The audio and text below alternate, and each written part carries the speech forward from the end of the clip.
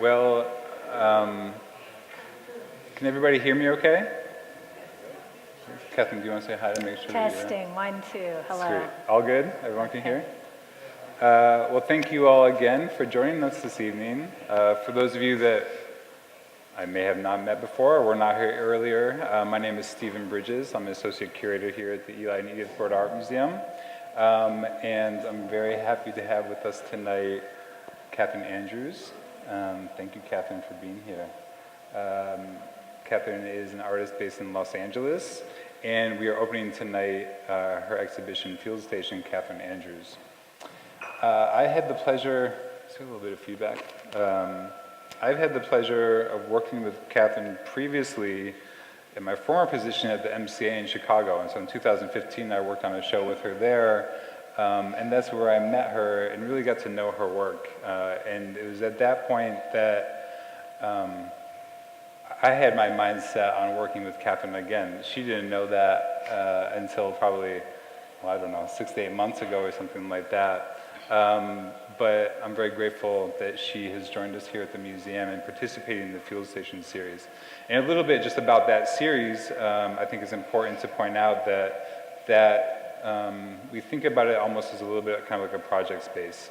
So we really want to focus on new work, new ideas, new terrain for artists. And Kathryn had really brought it, I think, with her exhibition that's on display. There's two new works in the show. The two works in the show are new that Kathryn designed specifically for this exhibition. And one in particular, I think, truly responds to the space of the museum, which is quite challenging architecture, I think, especially to think about and consider from afar. So for all those reasons, I'm very grateful and very happy to have Kathryn here with us tonight. So to kick it off, we're going to talk a little bit more specifically about the exhibition that's on view here, and unpack a little bit about kind of three principal areas that I think are also very important to understanding Kathryn's work and her practice. And that has to do with materials, her process as an artist, and then the concepts behind the work. And maybe just to kick it off, Kathryn, you can talk a little bit about how you conceived of the works for the exhibition, or how are you thinking, or how you arrived at the thinking behind the exhibition that we have here today. Okay, great. Before I start, I would like to thank the museum for inviting me. It's been a really amazing experience working with this museum. It's small, but it packs a punch. And everyone has been extremely professional and kind, and the exhibitions on view, I think, are phenomenal. So it's been really special coming here. And then I'd like to thank Steven. It's been a pleasure knowing him for several years. I had a great experience with him at the MCA, and when he called to again work together, it was very exciting. You never know if someone's going to call you again. That almost never happens. So, and Steven is a very open person, and as a curator, he encourages you to experiment and explore new ideas, and without being too heavy-handed and controlling. So thank you, Steven. It's really been a pleasure developing this work with you. So to your question, how did this exhibition come about? In a way, it was developing a bit further on some of the ideas I explored at this exhibition in Chicago that I made a couple of years ago at the MCA. That show looked at a history of American electoral politics as they related to the industry of Hollywood. And it looked at several different sort of hidden histories that people might not be aware of when they think of presidential elections. At that time, I knew that we were coming upon the next election, so I began doing research on sort of surprising moments where Hollywood and Washington intersected. And what I uncovered was that Bozo the Clown, who had had a very popular television enterprise and who had produced a lot of memorabilia and sort of branded himself into the brains of millions of American children, had run for president at one point. He had actually registered and gone on some stump campaigns and made speeches. And that was surprising.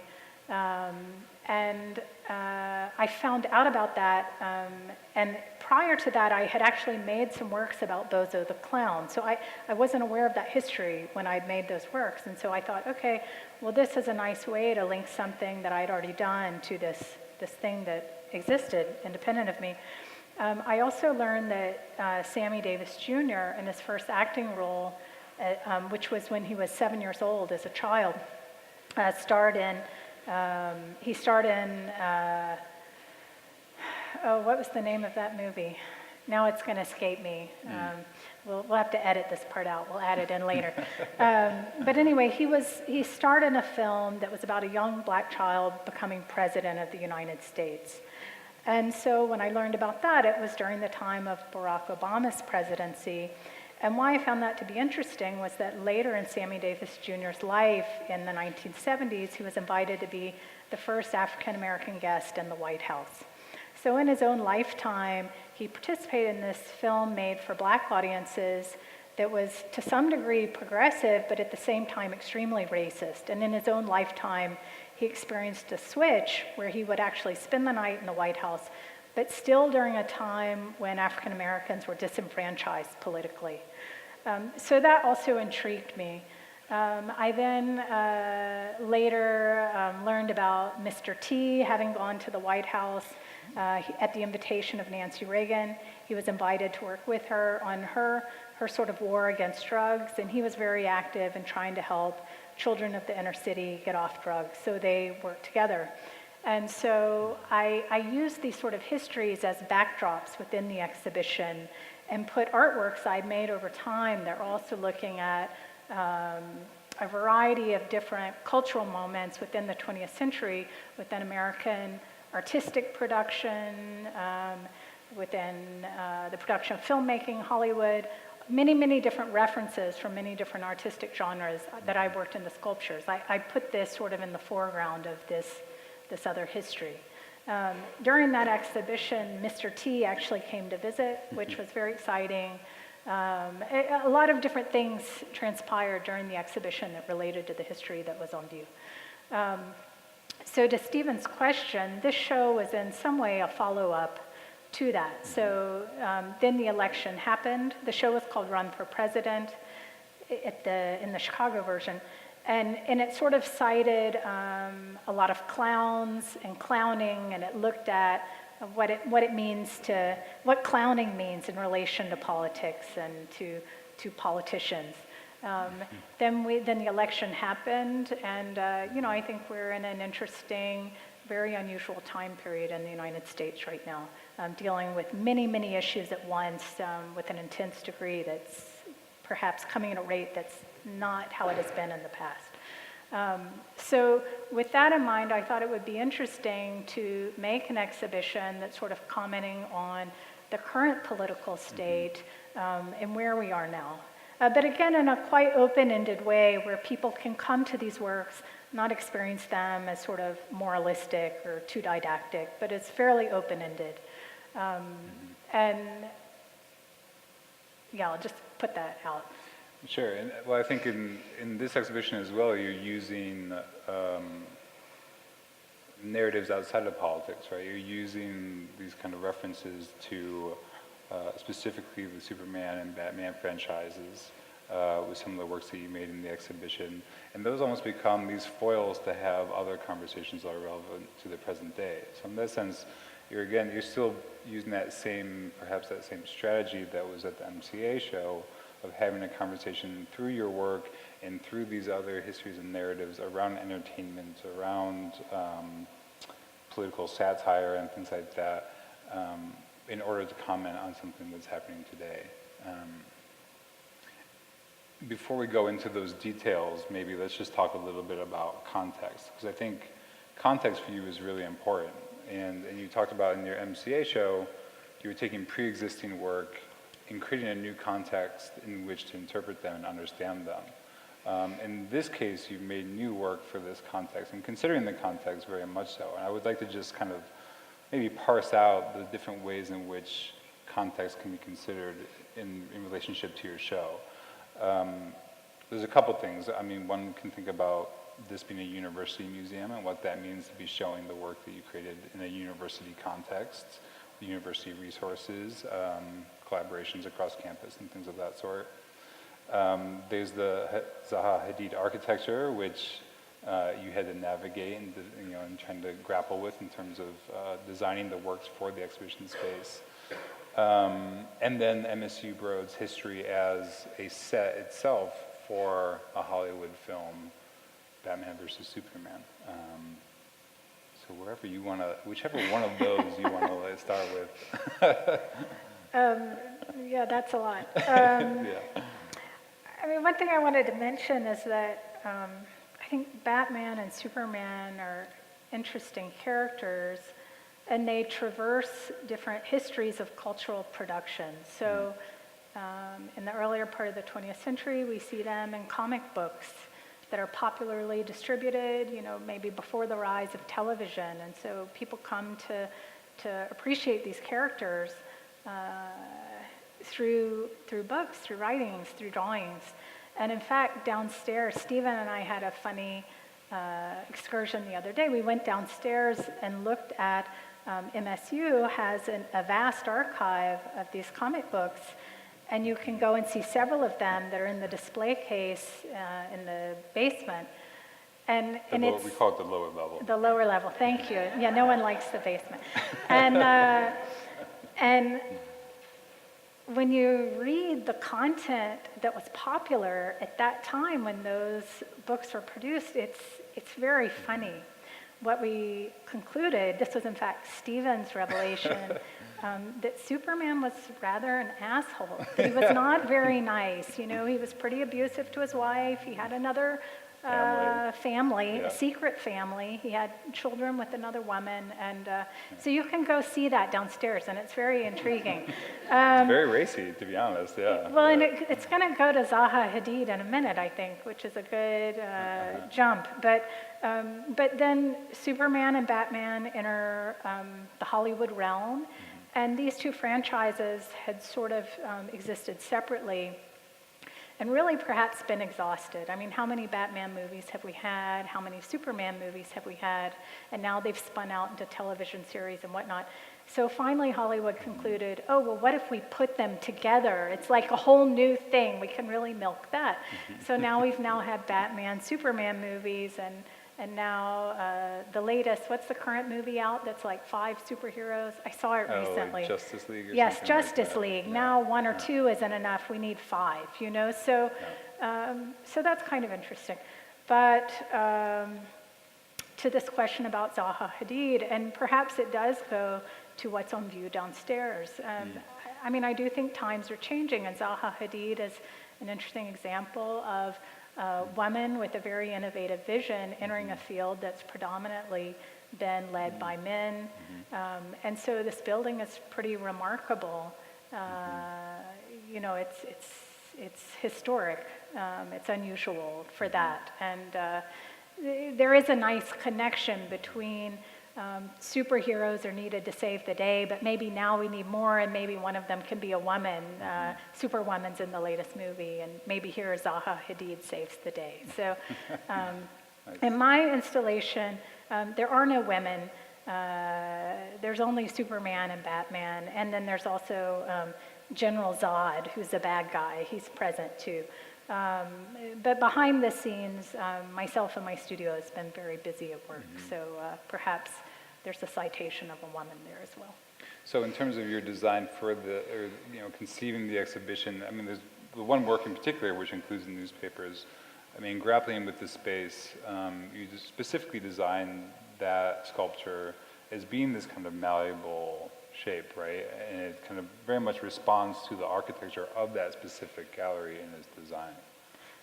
Historically, at least throughout the last century, the standard for exhibiting artwork has become the white cube, which is typically 4 walls and a certain height. And so it was very interesting to try and make an exhibition for this museum because the spaces are not traditional.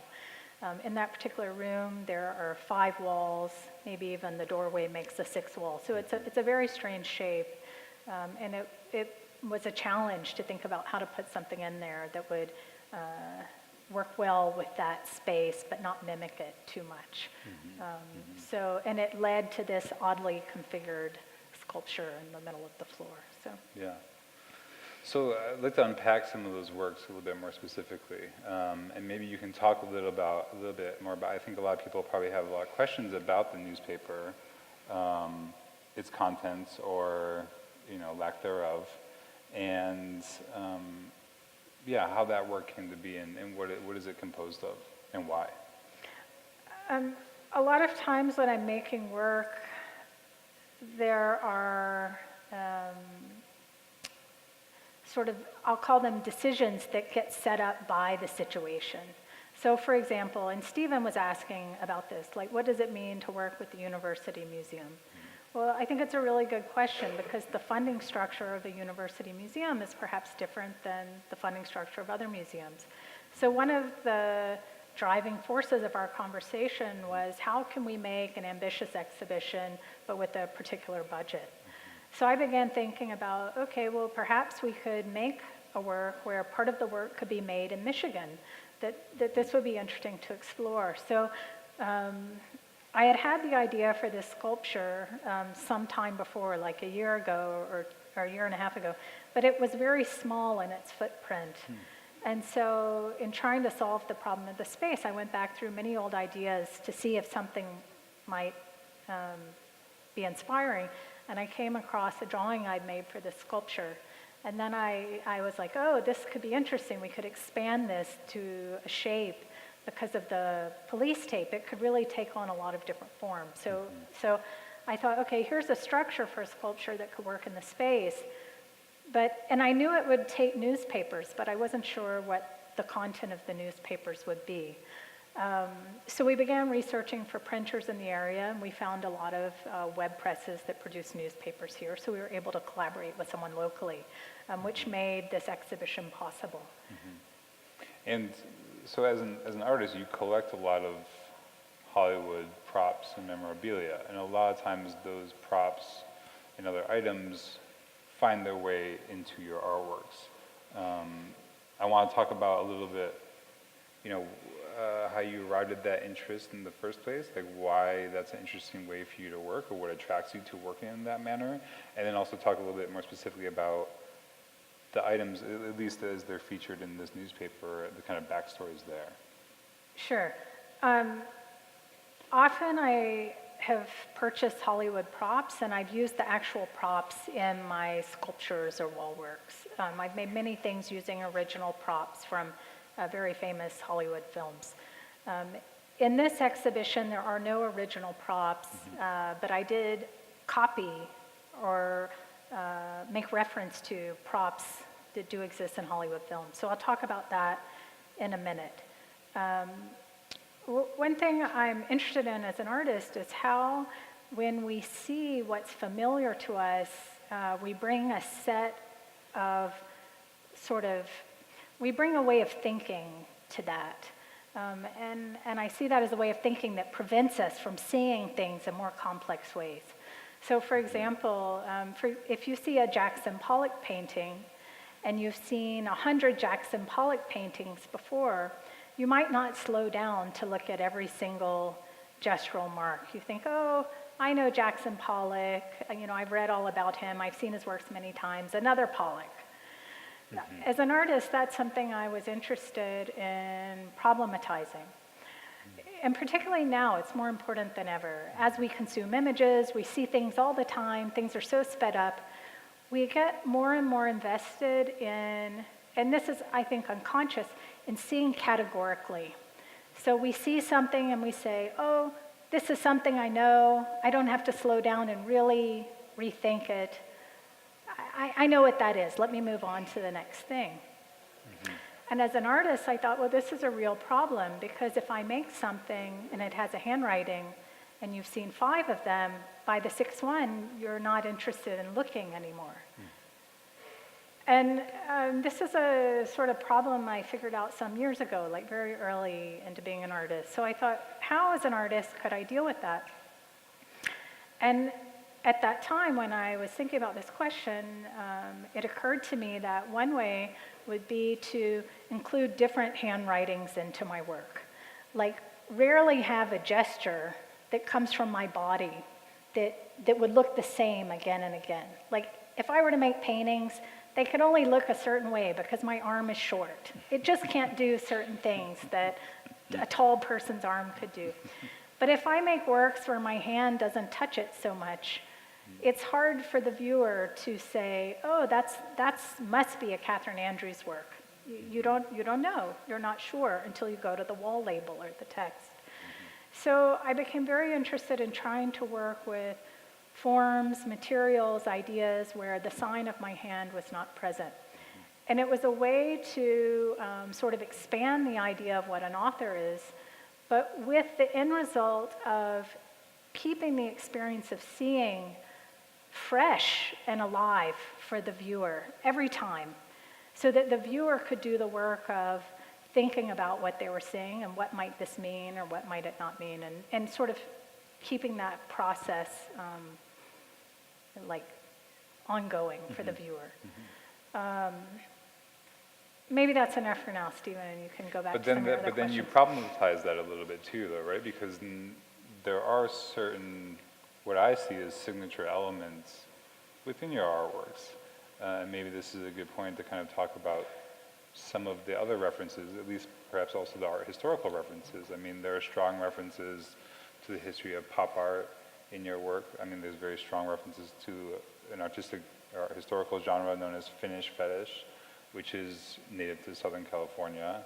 And those are often like the high polished, chrome steel. The piece with the flowers on the wall has a very kind of pop aesthetic to it, although devoid of color, which we should talk about as well. But there are certain strategies or reference that in a way you have become known for as well. And I think you were talking a little bit earlier today about you also you problematized that issue of like wanting to kind of not necessarily be totally categorized in a certain way, but then it is important also that you have a certain kind of working style, working method that is kind of important to who you are as an artist. And I don't know if you want to talk about a little bit about why those references or why those specific kind of art historical genres or legacies are interesting to you as an artist, and why they kind of reoccur in your work. Yep, part of that has been, and that I agree with that assessment. Part of what I've tried to do is to change forms from work to work to work. And a lot of the visual references I've used have been from pop art, but some have been from minimalism, earlier works, explored gestural abstraction. Some works took the guise of conceptual art and how that appeared in the 1960s. So one thing I've looked at are different artistic genres, and I've tried to emulate the visual strategies of each of those in different pieces or different bodies of work. But to the same degree, I've also tried to use different graphic strategies, like how do you make a newspaper and what's the language of a newspaper, or like where you see design in the everyday. I've made sculptures that are furniture. So I'm very frequently looking at aesthetics as they appear in many different genres and trying to employ those. And part of that is, again, trying to problematize the idea of a singular author always having, always resorting to one aesthetic or always making something that looks the same, trying to challenge that. But to your earlier question, at one point, and there are many artists who are interested in these questions, and there are some artists whose work from piece to piece to piece looks very different. One of my favorite artists is Lutz Bacher. I don't know how old she is, if she's in her 60s now or maybe older, but if you see her work, it's very strange. One work to the next, you would have no idea who had made it. And at a certain point, I decided it might be interesting to give the viewers a little more of like a wink so they could at least participate in this exploration with me versus being totally alienated by every work. And to do that, I had decided to work with a specific material sort of repeatedly. So that material that I work with is usually mirror polished stainless steel. Sometimes it's chrome plated steel or aluminum. It's like highly polished, shiny metals. And that's sort of one signature move. So though the appearance of things may change a lot, that's one thing that helps to cue the viewer into, oh, this might be a work by Kathryn Andrews. Right, yeah, exactly. I do want to move on to talk about the flower piece, but I feel like the contents of this newspaper are important to kind of unpack a little bit as well. And I think specifically... I can, like, in one sentence, like, deal with the flower piece, and then we can just not even elaborate further on that. But in that work, I was thinking a lot about pop art, the imagery of pop art, and making something that was very sort of commonplace and popular, and even vapid to a degree, and quite commercial in its appearance. But, you know, it proposes to be about a pleasing subject. Everyone loves flowers. But I was interested, after I had that idea, to again problematize it. So the inclusion of the lights onto it, the piece is called National Flower, and a red light and a blue light shines on it. And I was thinking about, okay, well, Warhol has his paintings where he colors in, it's like a coloring book. He colors in the different sections, and every work of Warhol's is like one image run through 20 colors, you know. So this work is sort of like that. It's like a colorless image, but the lights are projected onto it. So it's sort of like the color comes from the outside, and it tries to illuminate the flower, but because it's a mirror, it doesn't reflect anything. It's colorless. So the light is picked up by the wall. But I like the idea that blue and red, you know, it could just be any random color, but it's also the color, it could derive from the colors of the American flag, or it relates to police lights, or there's quite a big array of references one could read into that. But with the title National Flower, you know, maybe it takes on a specific meaning, and in combination with the other piece, it begins to. So Absolutely, yeah, absolutely. So the contents of the newspaper. In particular, I mean, the headline is obviously like the eye grabber, right? It draws you in, that's the first thing you see. But hopefully the reading doesn't stop there. 'Cause for me, I think, and perhaps you would agree as well, that it's the details that are kind of buried into this masthead of the newspaper that I think are actually kind of, in a way, a little bit more illuminating to what you're interested in, or what the exhibition might be kind of leading us towards, or otherwise kind of acknowledging. And so some of the content in the newspaper is pulled from props that you own, both from the Superman franchise and the Batman franchise. You own both of them. I don't own the Superman own the one, but I have an image of it from the internet. But the Batman, I own a newspaper prop from one of the Batman films, and it was an original newspaper copy that was used in the movie. Exactly.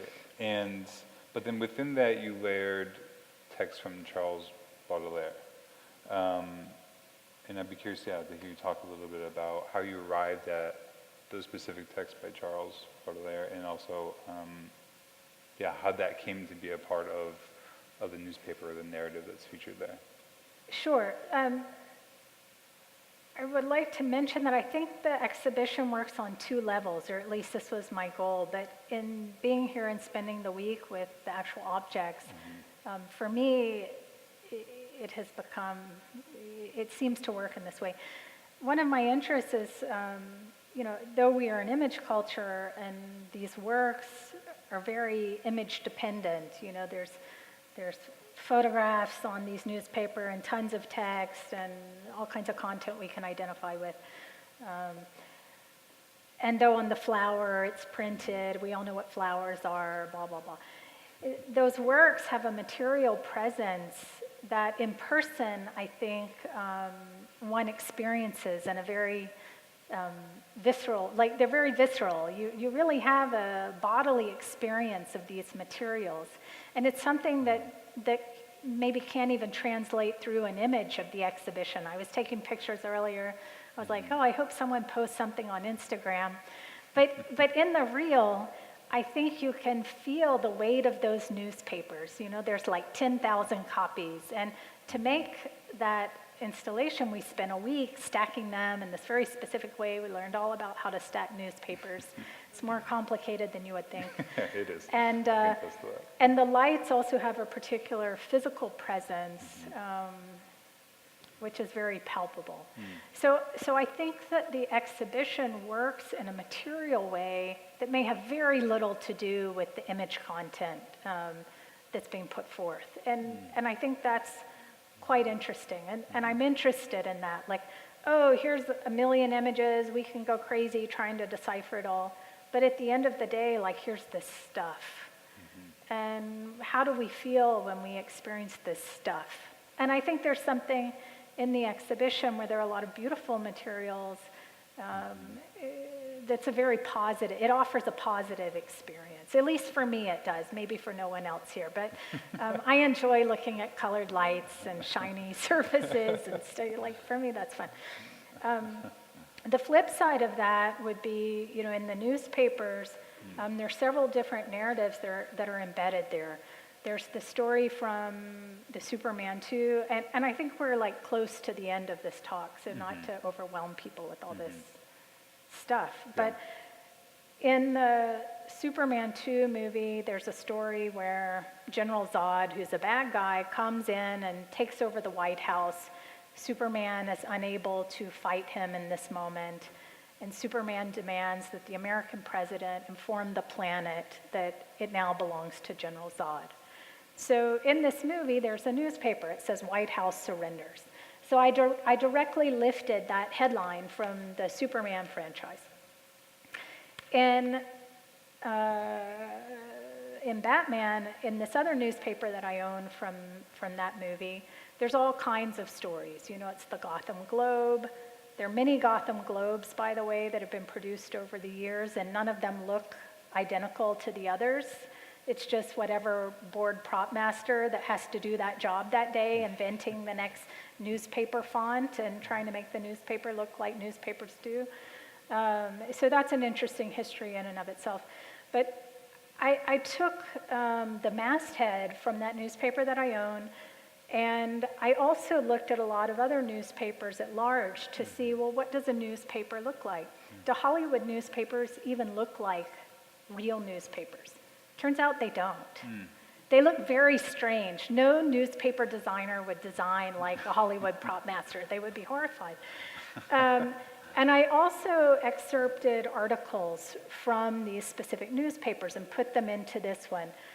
But when you read the fine text, you find out that the articles in Hollywood newspapers are actually very strange, and they don't make sense with the headlines. You know, that was something that interested me. So I think one of these will be on view in the Education Center. If you have time to read the fine text, it's pretty funny and bizarre and intriguing. Yeah. Well, I think, and I mean, maybe just as an ending point, there is a kind of, I mean, we've kind of talked about this too, that there is this kind of, there's a little bit of a darkness to the exhibition, right? There is this kind of tonal kind of darkness to the feel of the exhibition, but really within that, I think there is this kind of hopeful, uplifting moment. I think part of that has to do with the content in the newspapers, that there is the opportunity to have this kind of personal freedom of expression, right? The ability to kind of say something and have one's voice heard is somehow, I don't know, for me, a little bit of that kind of like uptick for the exhibition. And I think you've mentioned something to that effect as well. Yeah, I was thinking about the proposed content of the works has to do with the police and surveillance and maybe being imprisoned or, where we are in American politics and kind of how we may be trapped in a structure that's frustrating, or you could go down the list. But to counter that, I was interested in like, well, what do the colored lights do? You know, like, is this maybe a moment of pleasure that sort of counteracts all of that? Or in the case of the newspapers, there are some poems from Baudelaire's text, Fleur de Mal. It's like a series of poems he wrote that were published in the 1800s. And the English translations, some of those are printed here as the fine text in the articles. And they're amazing. They're very perverse and funny and bizarre, and they offer a nice counterpoint to American politics in this moment, sort of speaking about human nature. One of the other fine texts in the newspaper comes from a Hollywood prop master, and maybe I should read it, and that could be our conclusion. I like that. Yeah, let's do that. Well, there's some really good ones in all these sections, so if you have time, but I'll just read a quip about what the opinion section of the newspaper contains. So this was supposedly written by the opinions editor. So he's describing what you'll find on page J1. He says, everyone has beliefs. Who are we to suppose ours are any more valid than yours? In school, everyone always interrupted us, so little did they respect our opinions. Maybe this is why we got this column, some sort of sick compensation for low self-esteem. Maybe what we really want to do is ram our views down your thankless throats, but we won't. That would be wrong.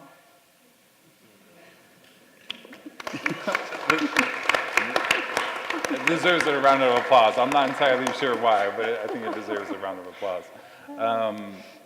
So, I mean, at this point, let's open it up. If there are any questions for Kathryn, I guess, or myself, we would love to hear your impressions, your thoughts, questions that we can answer. Anything at all. Do you intend to have a relationship between the sculpture of the flowers and the fruit? It was in my mind the entire time, and I was thinking about the flowers are this sort of mundane, decorative subject almost, and they suggest lightness or something positive, and the newspapers and all that business is something darker. So they were already connected by printmaking and being black and white. But I thought, oh, Baudelaire was this nice way to link the two subjects, because, of course, his title translates to flowers of evil or flowers of bad. And so I was thinking, oh, this is a very nice linking device, and if I could somehow find a way to work Baudelaire in, these works would make a sense together. And it wasn't until really sort of struggling with the design of this paper, and there's a lot involved in this, like that you wouldn't know, like we rewrote the headline. These are all the currencies of the dollar to many different countries' currencies.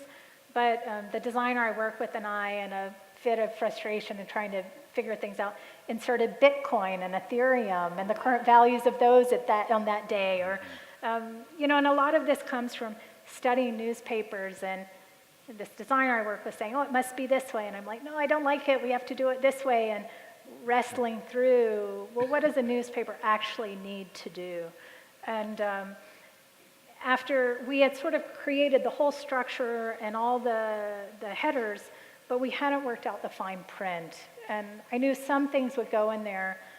And the other articles, some of them are extractions from the Batman, Superman newspaper, but we took out the references. So if you read it, it's just like a newsy story, but there's no location, there's no people, there's no numbers. But I kept thinking, oh, we have to bring Baudelaire in, we have to bring him in. And so at the last minute, we thought, oh, let's put the translated poems in. And at first, we put it in French. And then I thought, well, like 2 French students at MSU are going to understand this. We need to put the English translations. And there are many different translations, and so which one's good, which one's bad, and they suggest quite different things. But we chose one, and it was a way then, in the end, to connect the 2 works. Hart, did you have a question? Yeah. How did you come up with the title, the name of the exhibit, Field Station? Well, actually, I don't know if Carla is still here, but Carla and I are responsible for that. That is, it's a series of exhibitions, and really it's kind of a number of things, but really kind of referencing an interest in a field station being as an outpost, right, of kind of the forefront of a research project, right? So being this kind of, this place where the research takes place, right? Where things are a little bit less defined, things are being discovered or otherwise tested and tried out, and that is the kind of the atmosphere, the kind of the quality of the exhibitions that we're hoping to curate in that space. And really, it was Carla's. She came up with the name of that. And of course, that also ties into, I think, MSU's history as the first land-grant university. So his interest in agriculture and land management, but also environmental issues and things like that. There was a kind of a nod to the university's DNA in that respect as well. So, yeah, that's in a nutshell. Any other questions? Yeah, Kurt. Flowers, is that your photography or ground photography, and are they specific flowers? Because I actually, you said this one was a uplift, I think they do, but they also do some funeral flowers, or like a graveyard, because it's like, usually it's almost the sad news stories and tombstones or something, so like a moment of bliss, but like within a darker narrative. Mhm.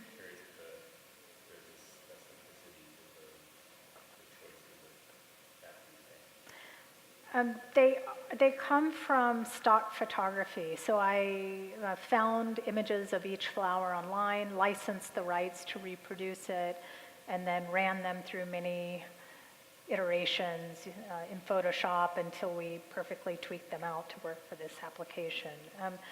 In looking for them, we were looking for just very generic, iconic images, though some of the choices were driven by the technical specifics of making these cutout shapes and polishing them. That's very particular business, so that limits, in some ways, certain types of, it's a limit. It's hard to work with certain kinds of forms when you're doing that. So in terms of, I didn't go insane figuring out which flower suggests death, which one doesn't. It's a hodgepodge. I'm sure some of those are morose flowers, some aren't. But I do think your reading of how sometimes flowers are used in funerary situations is a good reading and perfectly valid there, So that's another way to think about the content in the exhibition. Mm-hmm. Yeah, oh.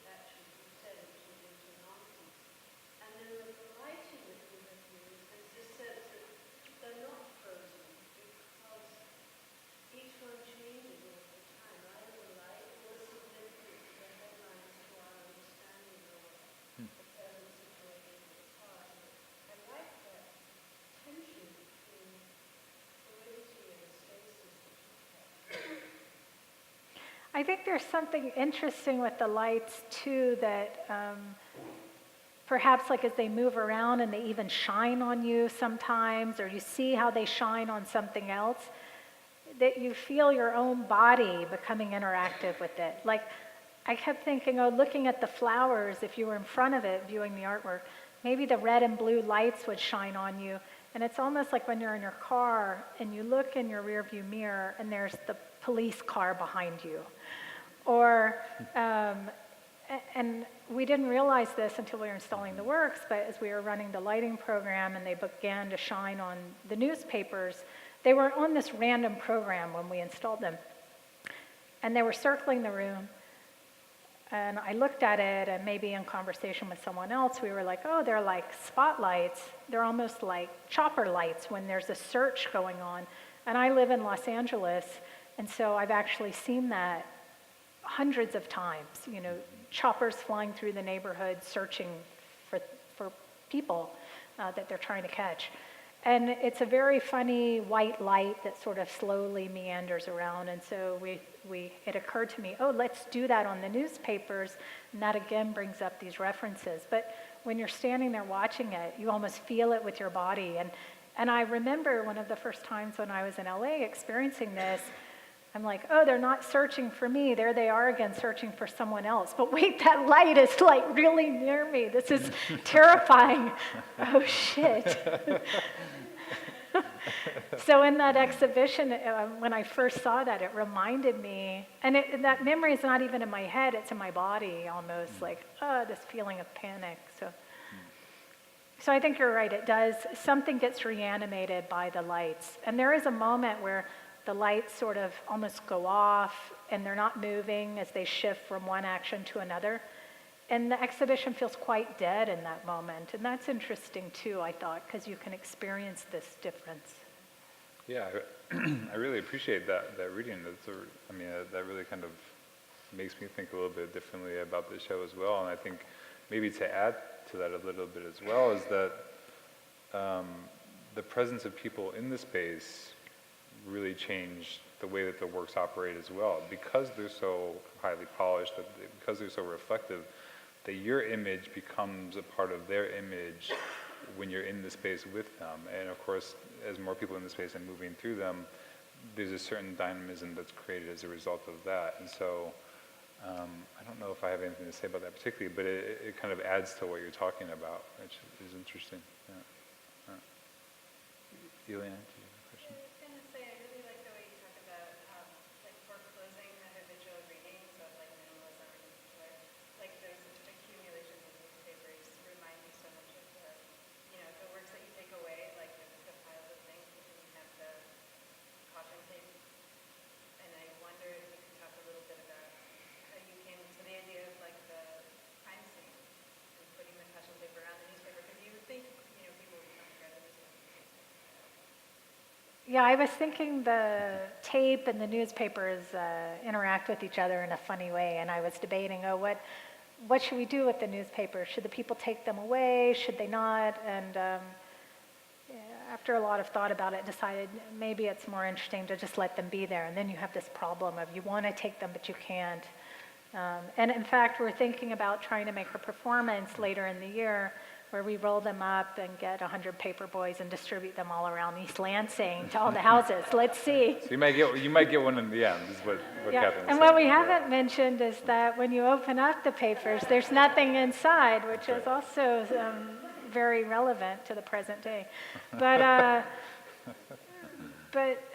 to make the work, the very first thing that I saw that gave me the idea was this Gotham Police caution tape that had appeared in one of the Batman movies. And so from seeing that, I had this idea of like trying to use that in some way, and I began experimenting with form. So the caution tape came first, and then the rest somehow magically came later. So.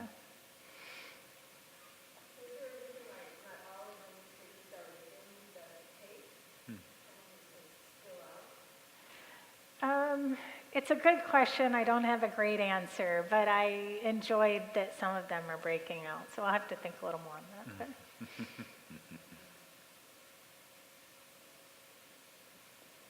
Maybe that's it. I think that's Great. it. Well, thank you guys again for coming. Yeah. And thank you, Kathryn, very much.